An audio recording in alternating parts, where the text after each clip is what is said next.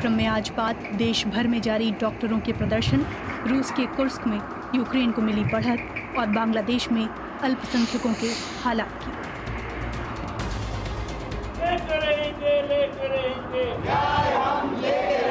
हम हमारा हक मांगते। महिला डॉक्टर की रेप के बाद हत्या मामले में डॉक्टरों का विरोध प्रदर्शन जारी। कोलकाता हाईकोर्ट ने सीबीआई को सौंपी जांच। अलग अलग राज्यों के अस्पतालों में महिला सुरक्षा को लेकर कैसे हैं इंतजाम, सुनवाएंगे बीबीसी संवाददाताओं की आंखों देखी। डॉक्टर्स ने हमसे बातचीत करते हुए ये कहा कि जब वो नाइट ड्यूटी करती है तब उनको असुरक्षित महसूस होता है। बड़ी बात ये कही गई है कि हर जगह एक सीसीटीवी कैमरा लगाना चाहिए और एंट्री रेस्ट्रिक्ट होना चाहिए हॉस्पिटल्स में। रूस के कुर्स्क में मिली बढ़त के बाद यूक्रेन ने कहा रूसी क्षेत्र को कब्जे में लेने की कोई मंशा नहीं, पर अपने लोगों की करना चाहते हैं सुरक्षा। Знаєте, що близько 1000 квадратних кілометрів Україна контролює територію цієї операції. क्या यूक्रेन ने जंग के रुख को मोड़ दिया है? लाइव जानेंगे जेएनयू में रूसी अध्ययन के प्रोफेसर संजय पांडे से। और कार्यक्रम में बांग्लादेश से लाइव जुड़ेंगे बीबीसी संवाददाता जुगल पुरोहित भी। लेकिन उससे पहले देश दुनिया का हाल सुनिए सुमरनप्रीत कौर से।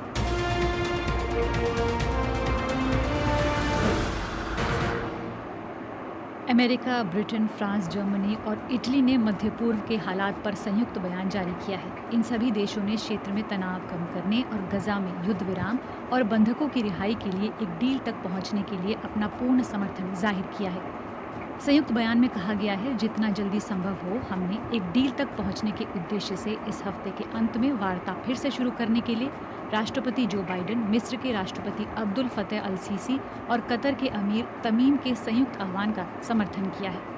इसमें यह भी कहा गया है सभी पक्षों को अपनी जिम्मेदारी निभानी चाहिए, साथ ही गजा तक बिना रुकावट मदद पहुंचाई जानी चाहिए। अमेरिका के व्हाइट हाउस के प्रवक्ता जॉन किर्बी ने चेतावनी दी है कि ईरान इस हफ्ते इसराइल पर हमला कर सकता है। President Biden spent a little bit of time speaking to his counterparts from the UK. John किर्बी कह रहे हैं अमेरिका के राष्ट्रपति ने ब्रिटेन, फ्रांस, जर्मनी और इटली के नेताओं से बात की। ये कॉल आज सुबह हुई और नेताओं ने इसराइल की रक्षा के संदर्भ में बात की। कहा कि युद्ध विराम लागू करने, बंधकों को घर वापस लाने और एक कड़ा संदेश देने की जरूरत है।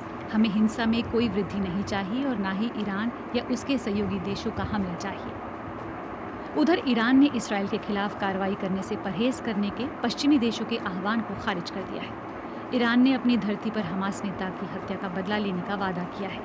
वहीं लेबनान के मंत्री नासिर यासिर ने बीबीसी से कहा, We are conscious and aware of all the constraints and all the limitations. Lebanon के मंत्री नासिर कह रहे हैं हम सभी चुनौतियों के प्रति सचेत और जागरूक हैं, लेकिन हम एक जिम्मेदार सरकार के रूप में अपना काम कर रहे हैं ताकि वास्तव में लेबनान के लोगों को सुरक्षित रखा जा सके।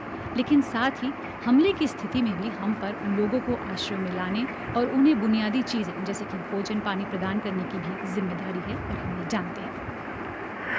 बांग्लादेश की एक अदालत ने ढाका के राशन दुकानदार की हत्या में पूर्व प्रधानमंत्री शेख हसीना की कथित भूमिका की जांच के आदेश दिए हैं। इस मामले में शिकायतकर्ता ने अपने वकील ने बताया कि दुकानदार की हत्या पिछले महीने छात्रों के आंदोलन के दौरान की गई थी।